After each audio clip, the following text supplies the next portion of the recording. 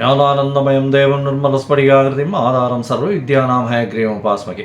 Astro TV நேயர்களுக்கு astro KS ஐயங்காரின் பணிவான நமஸ்காரங்கள். வார பலன் 7/10/2024 13/10/2024 வரை உண்டான வாரத்திற்கு மேஷம் முதல் மீனம் வரை என்னென்ன பலன் அப்படின்றத பார்ப்போம். அதற்கு முன்னாடி இந்த வாரத்தினுடைய கோல்சாரம் என்ன, இந்த வாரத்தில் வரக்கூடிய விசேஷ நாட்கள் என்ன, அதை தவிர இந்த வாரத்தில் எந்தெந்த ராசிக்காரர்களுக்கு சந்திராஷ்டமம் அப்படின்றத பார்க்கலாம். ஒன்று ஒன்றா வருஷப்படுத்தி பார்ப்போம். முதல்ல இந்த வாரத்தினுடைய கோல்சாரம் காலபுருஷ தத்துவத்தின் 2வது ராசியான ரிஷபத்தில் குரு, மிதுனத்தில் செவ்வாய்,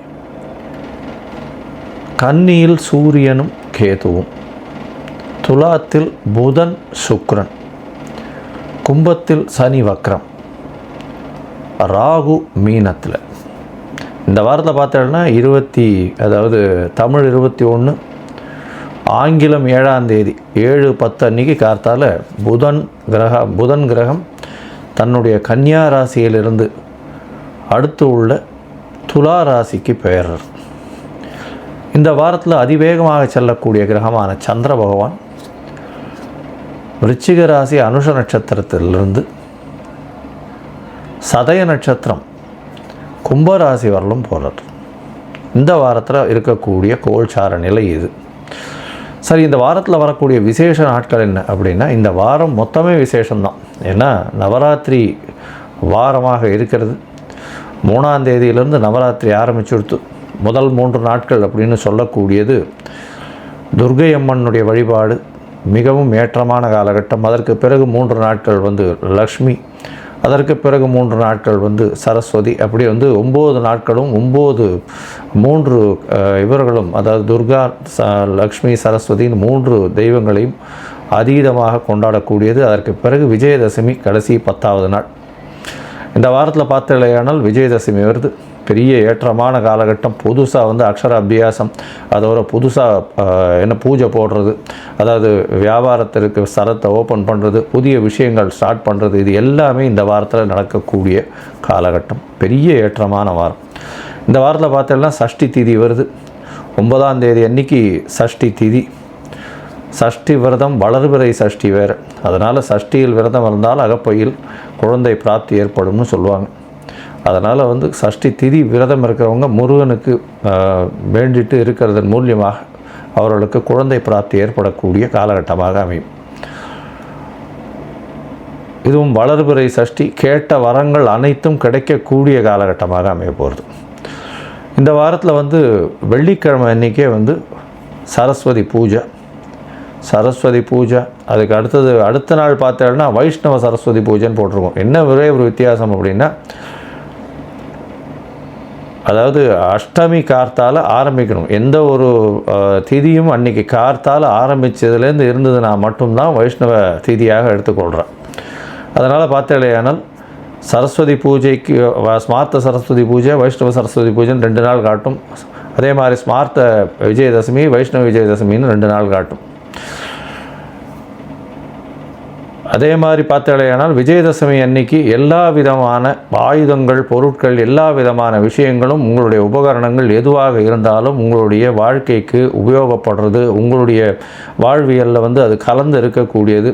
அதை தவிர உங்களுக்கு எதுவும் ஹெல்ப்பாக இருக்கக்கூடியது, அதன் மூலியமாக பொருள் ஈட்டக்கூடிய விஷயங்கள் எதுவாக இருந்தாலும் அதற்கு பூஜை போடுவதும், வண்டி வாகனங்கள், இந்த கூர்மையான பொருட்கள், வஸ்துக்கள், இது எல்லாத்துக்குமே அன்றைக்கி பூஜை போடுறதும் எல்லாமே நல்லபடியாக இருக்கணும்னு ஆண்டவனை பிரார்த்தனை பண்ணுறதும், எல்லா விதமான விஷயங்களும் வெற்றிக்காக நல்ல வழி வகுக்கணும்னு வேண்டிக்கிறதும், இந்த விஜயதசமி ஆயுத பூஜையினுடைய வாழ்த்துக்களையும் என்னுடைய மூலமாக நான் இப்பொழுது உங்களுக்கு எல்லாருக்கும் சொல்கிறேன். இந்த வாரம் பார்த்தலையானால் ஞாயிற்றுக்கிழமை அன்றைக்கி ஏகாதசி வைணவர்களுக்கு ஒரு பெரிய விசேஷமான நாள். இந்த வாரத்தில் பார்த்தோம்னா அதாவது ஞாயிற்றுக்கிழமை அன்றைக்கி ஏகாதசி வருது. உபவாசம் இருப்பா. அன்றைக்கி அந்த உடைச்ச அரிசியில் சுஜ்ஜி மாதிரி பண்ணி சாப்பிட்றதும், அதை தவிர ஜீரா பிரசாதம் சாப்பிட்றதும், அதாவது வயசானவா, உடல் நலத்தில் சற்று பாதிக்கப்பட்டவங்க, அதாவது பேஷண்ட்டாக இருக்கிறவங்க, கர்ப்பிணி பெண்கள், இவாளுக்கெல்லாம் எக்ஸப்ஷன்ஸ் இருக்கும். இருந்தாலும் இருக்கணும் பிரியப்பட்டாலேயானால் இந்த மாதிரி விஷயங்களை ஒரே ஒரு வேளை சாப்பிட்டுட்டு இருக்கிறது பெரிய விசேஷம். அதை தவிர சகஸ்ரநாமம் கேட்டுருக்கிறதும், அதை தவிர பெருமாளுக்கு உண்டான நாம சங்கீர்த்தனை பாடுறதன் மூலியமாகவும் நல்ல ஏற்றம் கிடைக்கும், அதுவும் ஏகாதசி அன்னைக்கு. சரி, இந்த வாரத்தில் எந்தெந்த ராசிக்காரர்களுக்கு சந்திராஷ்டமம் பார்ப்போம். மேஷம், ரிஷபம், மிதுனம், கடகம், இந்த 4 ராசிக்காரர்களுக்கும் சந்திராஷ்டமம். சந்திராஷ்டமம்னா உங்களுடைய பிறந்த ராசியிலிருந்து 8வது ராசியில் சந்திர பகவான் மறைந்திருக்கக்கூடிய காலகட்டம். சந்திரன் என்பவர் மதிகாரகன். அவர் மறைந்திருக்கக்கூடிய காலகட்டத்தில் மதி மயங்கக்கூடும், தவறான முடிவுகள் எடுக்கக்கூடும். அதனால் புதிய முயற்சிகள் வேண்டாம், வெளியூர் வெளிமாநில பிரயாணங்கள் வேண்டாம். ஒருவேளை பண்ண வேண்டிய கட்டாயம் இருந்ததுன்னா சந்திரனுக்கு உண்டான எளிய பரிகாரம்னு சொல்லக்கூடிய அகத்திக்கீரை கட்டு அருகில் இருக்கக்கூடிய கோசாலையில் பசுக்களுக்கு கொடுத்துட்டு போகிறதன் மூலியமாக சந்திராஷ்டமத்தின் தாக்கம் குறையும். சரி, இந்த வாரம் மேஷம் முதல் மீனம் வரை எப்படி இருக்குது, ஒரு நாள் ஒரு ராசிக்காரர்களுக்கும் அப்படின்றத பார்க்கலாம். அதற்கு முன்னாடி என்னுடைய மொபைல் நம்பர் இந்த யூடியூப்பில் கீழே ஸ்க்ராலிங்கில் வரும். என்னுடைய மொபைல் நம்பர். உங்களுக்கு அஸ்ட்ராலாஜிக்கல் கன்சல்ட் தேவைப்பட்டதுன்னா எனக்கு காண்டாக்ட் பண்ணுங்க. உங்களுடைய நேம், அதாவது பெயர், உங்களுடைய தாய் தகப்பனார் பெயர், உங்களுடைய டேட்டு, பிறந்த தேதி, மாதம், வருடம், பிறந்த இடம், அதாவது எந்த ஊரோ அந்த ஊர், பிறந்த நேரம், இது மட்டும் எனக்கு அனுப்புங்க. என்னுடைய கட்டணம் என்னென்று சொல்கிறேன். அதற்கு பிறகு உங்களுடைய ஜாதகத்தை போட்டு சந்தி இருக்கான்றதை முதல்ல பார்க்குறேன். ஏன்னா முக்கால்வாசி ஜாதகம் நான் பார்த்தது எல்லாமே சந்திரனோட சந்தி இருக்குது, அதாவது நட்சத்திர பாத சந்தி இருக்குது, அதை தவிர லக்ன பாத சந்தி இருக்குது.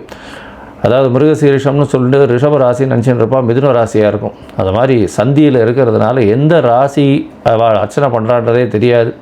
அதற்கேற்ற மாதிரி அவளுடைய தசாபுக்தியும் ஒரு நல்ல ஏற்றத்தை கொடுக்காது. ஏன்னா இவள் நினச்சின்னு இருப்பா இந்த ராசிக்கு உண்டானது, அதாவது துலா ராசி விசாக நட்சத்திரம் நினச்சின்னு இருப்பா. ஆனால் விருச்சிக ராசி விசாக நட்சத்திரமாக இருக்கும். அதனால் இந்த பர்டிகுலர் கிரகம் நல்லபடியாக இருக்கும், ஏற்றத்தை கொடுக்கும்னு நினைப்பா. துலா ராசிக்காரர்களுக்கு குரு அந்த அளவுக்கு ஏற்றத்தை கொடுக்காமல் இருப்பார். ஏன்னா 3, 6க்கு உண்டானவர். அவர் இன்னொரு மறைவு ஸ்தானமோ ஆபோகலி ஸ்தானத்திலோ இருந்தால் ரொம்ப நல்லது. ஆனால் அவர் வேலை ரொம்ப ஸ்ட்ராங்காக இருந்துட்டார்னா கஷ்டம். அதனால் சந்தி இருக்கிறத முதல்ல பார்த்துட்டு உங்களுக்கு உண்டான ஜாதகத்தை போட்டு அதற்கு பிறகு உங்களுக்கு உண்டான எளிய பரிகாரம், இருக்கக்கூடிய பிரச்சனைகள் என்ன ஏதுன்றதை அலசி ஆராய்ந்து உங்களுக்கு தொடர்பில், அதாவது ஆன்லைனில் கன்சல்ட்டிங்கோ இல்லை நேராக பார்க்கணும்னா அப்பாயின்மெண்ட்டை முன்னாடி எடுத்துகிட்டு வாங்கும். இப்போது மேஷம் முதல் மீனம் வரை 7/10/2024 13/10/2024 வரை உண்டான பலன்களை ஒன்றா பார்க்கலாம். மேஷம், அஸ்வினி பரணி கிருத்திகை, இந்த 3 நட்சத்திரம் 9 பாதங்களை கொண்ட ராசி. இந்த வாரம் பார்த்தேலையானால், அதாவது 7ஆம் தேதியிலிருந்து 7/10/2024 13/10/2024 வரலும் உண்டான வாரத்தில் புதன் உங்களுடைய ராசிக்கு 6ஆம் இடத்துலேருந்து 7ஆம் இடத்துக்கு வரார். பெரிய விசேஷம். இதில் என்ன விசேஷம் அப்படின்னா, புதிய கடன் வாங்கக்கூடிய பாக்கியம் உண்டு. பார்ட்னர்ஷிப்புக்குன்னு புதிய கடன் வாங்கக்கூடிய பாக்கியம் உண்டு. உடல்நிலையில் நல்ல ஒரு ஏற்றம் இருக்கக்கூடிய காலகட்டம். ஏன்னா ராசிக்கு சப்தமாதிபதி 7ஆம் இடத்துல ஆட்சி பெற்று 6ஆம் அதிபதியோடு சேர்க்க வெளியூர் வெளிமாநிலம் செல்லக்கூடிய வாய்ப்பு கிடைக்கும். அதை தவிர பார்த்தடையானால் உங்களுடைய அதாவது வியாபாரத்தில், பார்ட்னர்ஷிப் தொழிலில் புதிய கடன் வாங்கி அதில் ஒரு ஏற்றத்தை கிடைக்கக்கூடிய வாய்ப்புகள் நிச்சயமாக உண்டு. இந்த வாரத்தில் உங்களுடைய ராசிக்கு 2ஆம் இடத்துல குரு பகவான் இருக்கிறதுனால, தனக்காரகனே 2ஆம் இடத்துல இருக்கிறதுனால பணவரவருக்கு பஞ்சம் இருக்காது. என்ன தொழிலில் ஒரு மந்த நிலை இருக்கும். என்னென்னா லாபங்கள் அந்த அளவுக்கு வரக்கூடிய வாய்ப்புகள் கொஞ்சம் கம்மியாக இருக்கும். ஏன்னா வக்கரகதியில் சனி பகவான் இருக்கிறதுனால சிறு பிரச்சனைகள் நிச்சயமாக இருக்கும். உங்களுடைய தொழிலாளர்கள் மூலியமாக இருக்கும். ராசிக்கு 12ஆம் இடத்துல ராகு பகவான் இருக்கிறதுனால கண்டிப்பாக இந்த கடல் வாணிபம் செய்கிறவங்க, அதை இம்போர்ட் எக்ஸ்போர்ட் பிஸ்னஸ் பண்ணுறவங்க, அதை தவிர இந்த கடல் வாழ் உயிரினங்கள் வச்சு வியாபாரம் பண்ணுறவங்க, இவங்களுக்கெல்லாம் நல்ல ஒரு ஏற்றம் கிடைக்கக்கூடிய காலகட்டம்.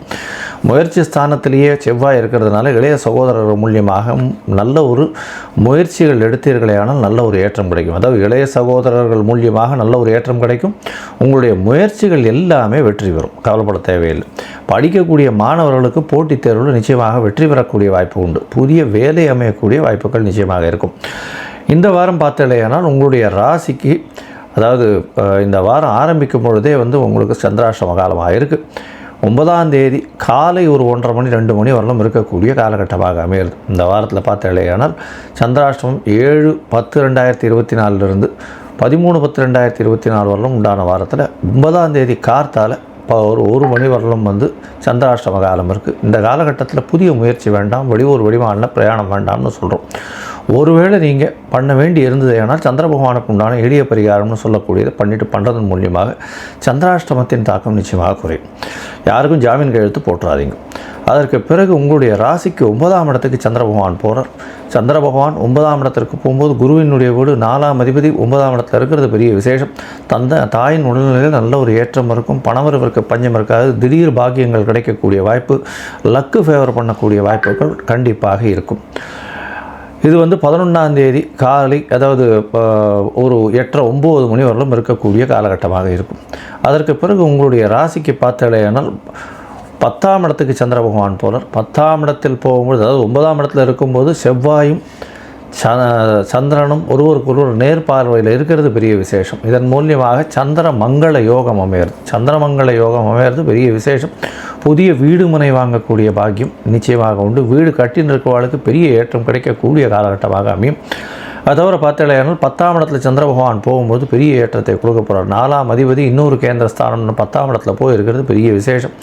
தொழிலில் ஒரு மாற்றங்கள் ஏற்படும், ஏற்றங்கள் ஏற்படும். இந்த வாரத்தில் பார்த்தாலேயானால் மருத்துவ சம்பந்தத்தில் இருக்கிறவங்க, அதை தவிர இந்த யூனிஃபார்ம் சர்வீசஸ், போலீஸு, அதை தவிர மண், ஜல்லி, கல், இந்த மாதிரியான விஷயங்கள் இருக்கிறவா, இதை தவிர பார்த்தாலேயானால் இது பூமியை குடைந்து எடுக்கும் இந்த மணல், தாது பொருட்கள், இந்த மாதிரியான விஷயங்கள், இந்த மாதிரியான வியாபாரங்கள் பண்ணுறவாளுக்கும், உடல் நலத்தில் பேணி காக்கிறவங்க, அதாவது இந்த ப்ரோட்டீன்ஸ் விற்கிறவங்க, அதை தவிர பார்த்திங்கன்னா ஜிம், எக்ஸசைஸ், இந்த மாதிரியான விஷயங்கள் வச்சுருக்கிறவங்க, அது தவிர கலைத்துறையில் சுற்றுலாக்கு கூப்பிட்டு போகிறவங்க, அதாவது சமையல் கலை வல்லுநர்கள் அவங்களோடைய போவாங்க, கலைத்துறையில் இருக்கிறவங்களோடைய சேர்ந்து போவாங்க, அவங்களுக்கு உண்டான சாப்பாடெல்லாம் பண்ணி இது பண்ணுறதுக்குன்னு சமையல் கலை வல்லுநர்கள், அவங்களுக்கெல்லாம் பெரிய ஏற்றம் கிடைக்கக்கூடிய காலகட்டமாக அமையிறது.